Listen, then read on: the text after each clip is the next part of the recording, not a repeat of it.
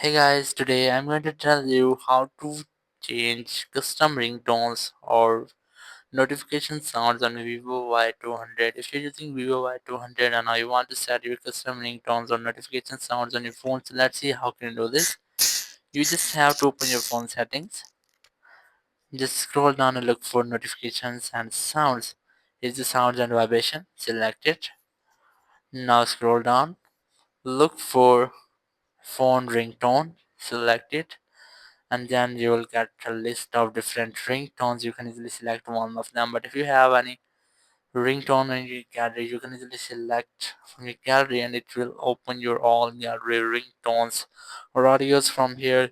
Just select one which you have. Now go back, and if you have two sims, you can easily select different ringtones for your both sims. Now go back and you will get your notification ringtones. Like let's here, just select it, and then you will get a list of different ringtones. Just select one of them if you want.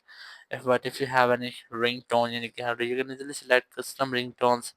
Then you have your all gallery audios here. Just select one of them, and after that just go back, and that's how you can easily select or set your custom ringtones or notification sound in your phone. Thank you very much for watching the video. Until next video, bye bye.